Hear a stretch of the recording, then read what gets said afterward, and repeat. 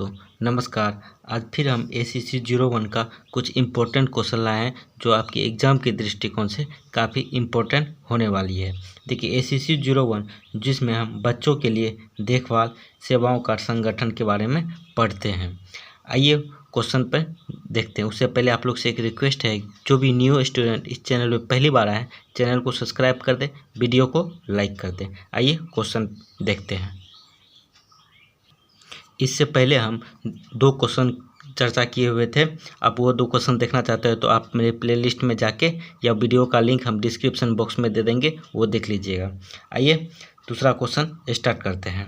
देखिए, शिशु की उन योग्यताओं एवं व्यवहारों का वर्णन कीजिए जो उसे देखभालकर्ता के साथ लगाव विकसित करने में मदद करती है। लगाव मतलब कि शिशु जैसे माँ और बेटे का जो बीच में लगाव प्रेम होता है, वो किस तरह से शिशु और पालनकर्ता जो होता है देखभालकर्ता के बीच में कैसे विकसित होता है, इस प्रश्न में पूछा जा रहा है।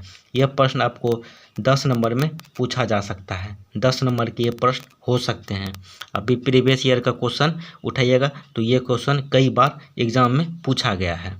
आइए देखते हैं उसका विस्तार से आंसर।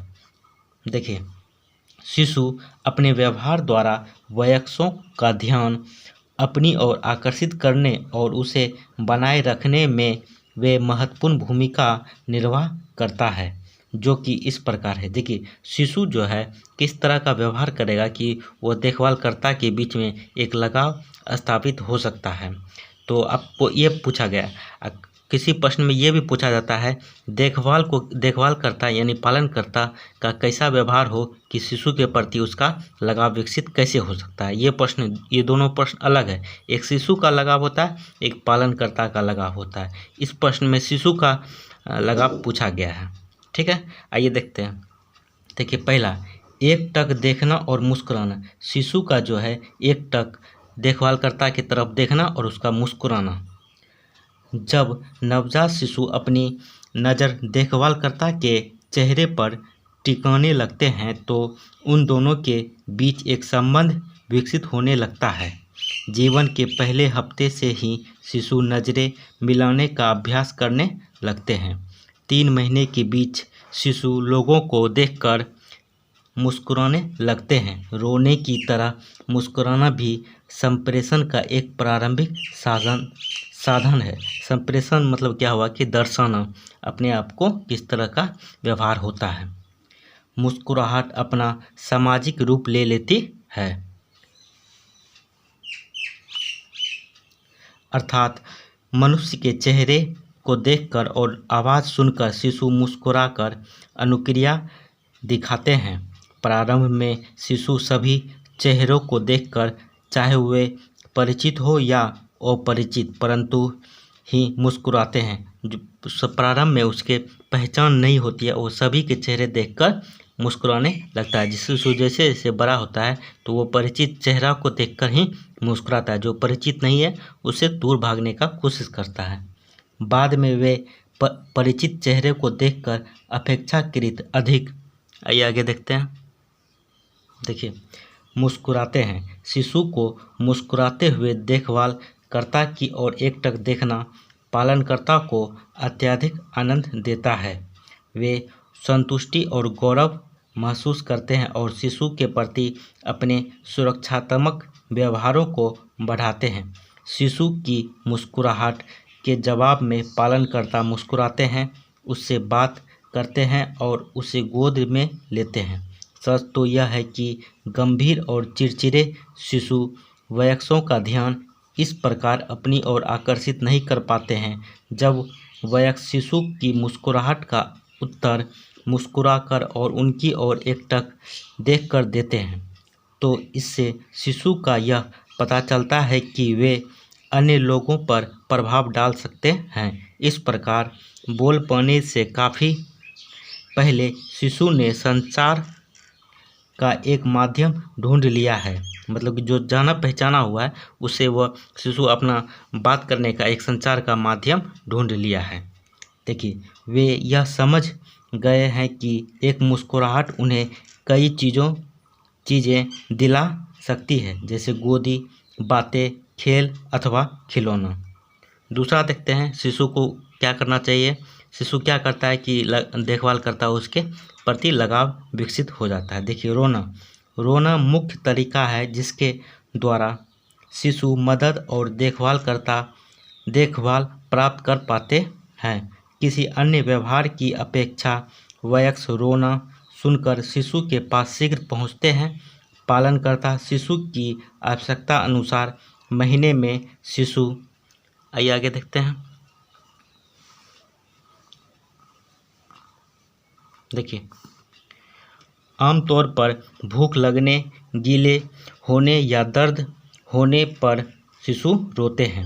बाद में 6 महीने की उम्र के लगभग शिशु रोने के माध्यम से वयस्क का ध्यान अपनी ओर आकर्षित करते हैं और चाहते हैं कि कोई उन्हें गोदी में ले ले या उनसे बात करे। इस प्रकार वे रोने का प्रयोग पालनकर्ता से अनुक्रिया प्राप्त करने के लिए भी करते हैं। 3 महीने की उम्र में शिशु जितना रोते हैं उससे 50% कम वे 1 वर्ष के होने पर रोते हैं। ठीक है। और तीसरा देखते हैं शिशु का लगाव पालनकर्ता से कैसे बढ़ता है। देखिए कूजन और बालालाप। जब शिशु कूजन और बालालाप शुरू करते हैं तो उनके और लोगों के बीच अंतःक्रिया में वृद्धि होती है। जब शिशु वयस्कों की ध्वनियों का अनुकरण करते हैं तो उनके आसपास के लोग उनके साथ और खेलने चाहते हैं और इस प्रकार शिशु और पालनकर्ताओं के बीच संवाद और वैविध्यमय हो जाता है। मतलब कि जुड़ाव हो जाता है पालनकर्ता और शिशु के बीच में। ठीक है। आइए देखते हैं चौथा, अनुकरण। 1 वर्ष की उम्र के आसपास शिशु कई अन्य व्यवहारों का भी अनुकरण करने लगते हैं। वे आंखें झपकने, शरीर को हिलाने डुलाने या अन्य हाव भावों का अनुकरण कर सकते हैं। जब शिशु का व्यवहार का अनुकरण करते हैं तो आइए आगे देखते हैं। देखिए वयस्क कई अन्य ऐसे व्यवहार प्रदर्शित करते हैं जिनका शिशु अनुकरण कर सके। इस प्रकार दोनों के बीच सामाजिक अंतःक्रियाएं बढ़ जाती है। ऐसी सामाजिक अंतःक्रियाएं स्वाभाविक होती है और शिशु के भावनात्मक सामाजिक विकास के लिए लाभप्रद है।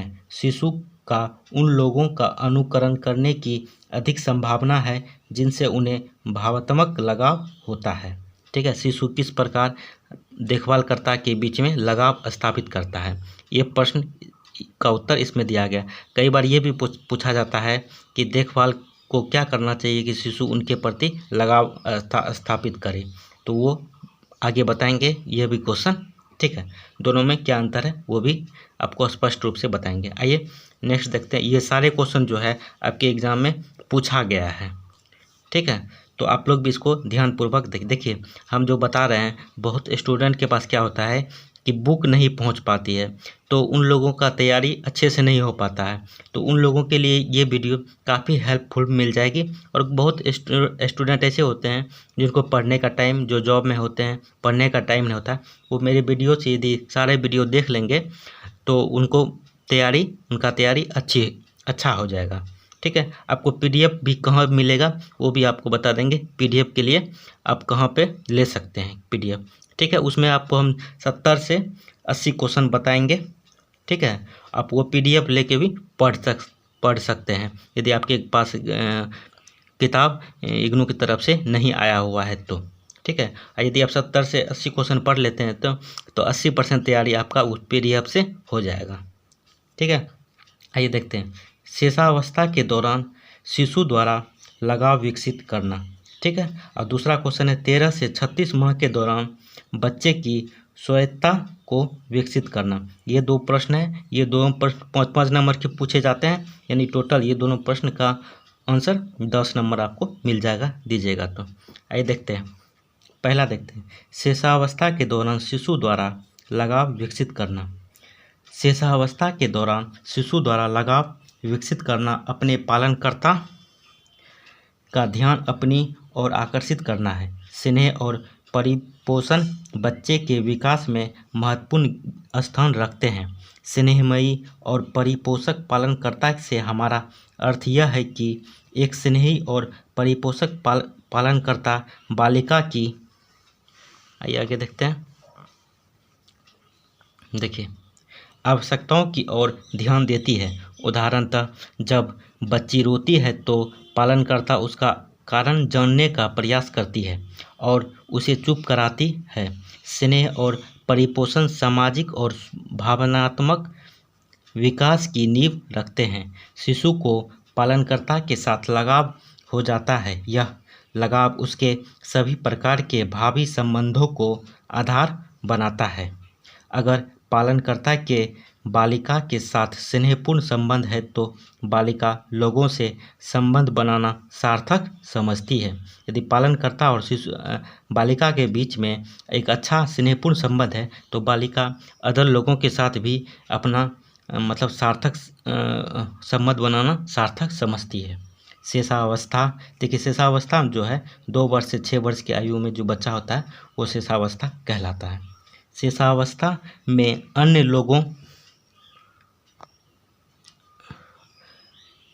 लोगों से रुचि लेती है। जब पालनकर्ता बच्चे को स्नेहमयी वातावरण में विभिन्न अनुभव प्रदान करती है तब वह बच्ची की भाषा, मानसिक और शारीरिक विकास को प्रोत्साहित करती है। आइए दूसरा देखते हैं। 13 से 36 माह के दौरान बच्चे की स्वायत्तता को विकसित करना। ठीक है, 13 से 36 माह के दौरान बच्चे की स्वायत्तता को विकसित करना। सबसे पहले हम समझते हैं कि स्वायत्तता क्या है, स्वायत्तता किसे कहते हैं, ये भी कभी कभी पूछ लिया जाता है। देखिए, स्वायत्तता से तात्पर्य है अपने आप चुनकर अपनी इच्छा अनुसार कुछ करना। दूसरे शब्दों में अपने चुनाव स्वयं करना, अर्थात विभिन्न परिस्थितियों में कार्य करने या न करने का निर्णय स्वयं लेना स्वायत्तता कहलाता है। इससे स्वायत्तता का विकसित होना महत्वपूर्ण है क्योंकि यह तय करता है कि कोई व्यक्ति किस हद तक यह महसूस करता है। आइए आगे देखते हैं। देखिए कि वह परिस्थितियों और घटनाओं पर प्रभाव डाल सकता है और किस हद तक जीवन की परिस्थितियां उसके नियंत्रण में है। जिस प्रकार प्रथम वर्ष के बाद पालनकर्ता के प्रति विश्वास की भावना का विकास बाद के जीवन में लोगों से संबंध बनाने के लिए निर्णायक होता है, उसी प्रकार इस अवस्था में स्वायत्तता की भावना का विकास भी आवश्यक है क्योंकि यह भावना स्वयं और परिस्थितियों के प्रति व्यक्ति की मनोवृत्तियों को जीवन भर प्रभावित करती है। चलिए रहने देते हैं यहाँ तक। देखिए, आपको पीडीएफ चाहिए तो कमेंट में आपको किस तरह से पीडीएफ मिलेगा, कमेंट बॉक्स में जाइए, वहाँ पिन किया हुआ कमेंट, वहाँ से आप करके आप पीडीएफ ले सकते हैं। ठीक है, और नेक्स्ट वीडियो के लिए आप चैनल सब्सक्राइब कर दें। नेक्स्ट वीडियो में आपको ये क्वेश्चन बताएंगे, प्रथम 3 वर्षों में उभरने वाले स्थूल क्रियात्मक योग्यताओं का वर्णन कीजिए। ये कई बार क्वेश्चन पूछा गया है, प्रीवियस ईयर में भी देखिएगा, 2022 में जो एग्ज़ाम हुआ है आपका उसमें भी ये क्वेश्चन पूछा गया है और 10 नंबर की ये क्वेश्चन है। ठीक है, और चैनल को सब्सक्राइब कर दें, वीडियो को लाइक कर दें। टेलीग्राम चैनल से जुड़ जाएं, वहाँ पे आप जब नेक्स्ट वीडियो अपलोड करेंगे तो आप वहाँ से शेयर कर देंगे वीडियो, वहाँ से भी आप देख सकते हैं। चलिए, थैंक यू, जय हिंद। कैसा लगा वीडियो कमेंट करके जरूर बताएं, चैनल को सब्सक्राइब कर दें। चलिए, थैंक यू।